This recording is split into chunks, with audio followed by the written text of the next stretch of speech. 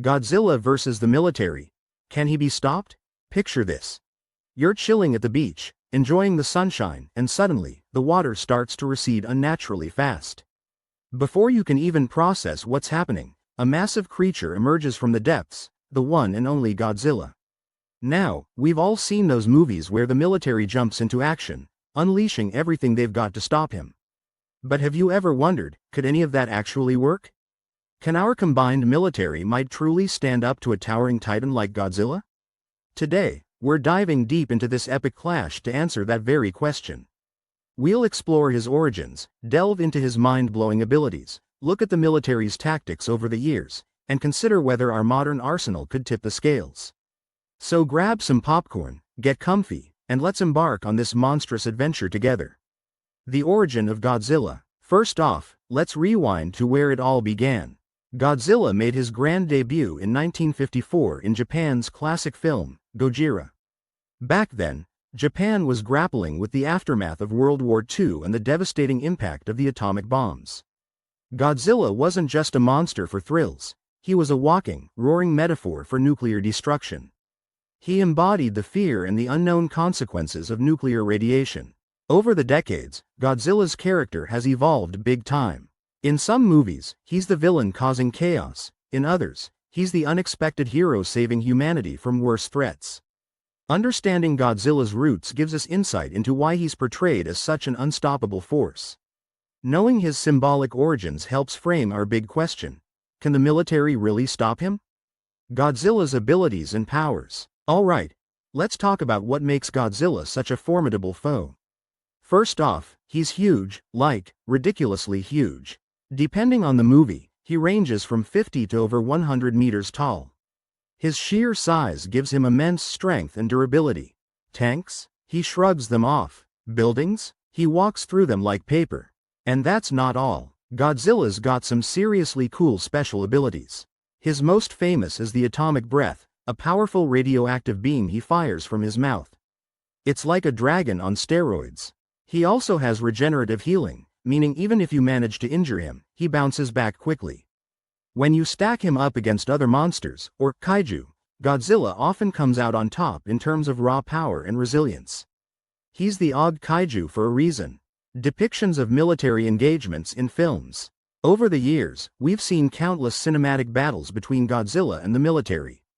In movies like Godzilla, King of the Monsters, and the original, Gojira, the military throws everything they've got: fighter jets, tanks, missiles. But here's the kicker. In most cases, it doesn't end well for the military. Their weapons might slow him down a bit, but ultimately, Godzilla pushes through. The tactics often fail because they're designed for conventional warfare, not for a giant, nearly indestructible creature. These movies highlight the futility of brute force against such an unstoppable force of nature, emphasizing the need for alternative solutions. The military's conventional arsenal. So, what exactly does the military bring to the table? Tanks with powerful cannons, fighter jets with missiles, warships with heavy artillery, the usual big guns. In real life, these are devastating weapons. But against Godzilla, the main issue is scale and durability. These weapons are designed for enemy troops or vehicles, not a skyscraper-sized creature with near-impenetrable skin. They might cause superficial damage, but nothing life-threatening. It's like throwing pebbles at a bear, not very effective, and possibly just making it angrier. Even our most powerful bombs struggle to make a significant impact on Godzilla. Advanced military technology. Now, let's talk about the more advanced stuff. Modern militaries have been experimenting with cutting-edge weapons like lasers, railguns, and hypersonic missiles. These could, in theory, be more effective. Then there's the nuclear option. In some movies, they actually try nuking Godzilla. Spoiler alert. It usually doesn't work as intended. Sometimes it even makes him stronger. As for experimental tech, things like plasma weapons are tossed around in sci-fi, but their feasibility against Godzilla is questionable. Plus, there's always the risk of collateral damage. Using such powerful weapons could endanger civilians even more. Alternative strategies against Godzilla. Maybe brute force isn't the answer. What about thinking outside the box? In some stories, the military and scientists try non-combat approaches. For instance, luring Godzilla away from populated areas using sound or light signals. Another tactic is deploying other kaiju or mechas to fight him. Remember Mechagodzilla? It's a robotic version built by humans to fight fire with fire. There are also environmental strategies, like setting traps or using the terrain to their advantage. It's all about being creative when traditional methods fail. Scientific perspectives. Let's bring in the scientists. In the Godzilla universe, researchers often play a crucial role. They come up with theories to weaken or neutralize him, maybe a specific frequency that disrupts his senses or a chemical that can slow him down. However, there are ethical considerations. Using extreme measures might harm the environment or other living beings. It's a classic dilemma. Do the ends justify the means? Sometimes, the solution isn't always black and white. International collaboration. Facing a global threat like Godzilla isn't something one nation can handle alone. It would likely require international cooperation. Combining resources and coordinating strategies could increase the chances of success. But let's be honest, getting countries to work seamlessly together is easier said than done.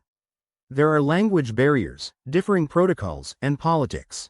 However, historical examples like Allied efforts in World War II show that unity is possible when facing a common threat. Could today's military stop Godzilla? Now, let's get hypothetical. With today's military capabilities, could we stop Godzilla? We've got advanced drones, precision-guided munitions, and more. Some might argue that with enough planning and the right tech, we could slow him down. Factors like terrain and civilian safety would influence the outcome. In deserted areas, they might unleash the full arsenal. But Godzilla's abilities often surpass what our technology can handle. It's still a monumental challenge. The role of defense organizations. In the movies, we often see agencies like Monarch stepping in. These organizations specialize in studying and sometimes containing giant creatures. In the real world, agencies like FEMA or the UN would play significant roles in disaster response. Preparation is key. Knowing as much as possible about Godzilla's patterns could make a difference between chaos and a manageable situation. Cultural impact of Godzilla versus military conflicts. Beyond the battles, these stories carry deep symbolism. Godzilla versus the military often represents humanity's struggle against forces beyond our control, nature, technology, or our own destructive tendencies. These conflicts make us reflect on how we interact with the world. Are we respecting nature or provoking it? The movies prompt discussions about environmentalism, nuclear ethics, and the consequences of our actions. Godzilla isn't just entertainment, he's a cultural phenomenon that makes us think. Can the military stop Godzilla? It seems unlikely with conventional means. His immense size and abilities make him a nearly unstoppable force. Advanced tech and clever strategies might give us a fighting chance, but there's no guaranteed way to take him down. Maybe that's the point. Godzilla reminds us of the limits of human power and the importance of respecting forces greater than ourselves. His legacy continues to roar on. What do you think? Could today's military stop Godzilla, or is he truly unbeatable? I'd love to hear your theories. Drop a comment below. If you enjoyed this deep dive into the world of kaiju, make sure to hit that like button, subscribe for more content, and share this video with your fellow Godzilla fans. Thanks for hanging out with me today. Until next time, stay awesome. Stay tuned for our next episode where we'll explore the legendary battles between King Kong and Godzilla. Who will come out on top? Hit that notification bell so you won't miss it. And as a little treat, here's a behind-the-scenes look at the making of this video. Cue the bloopers.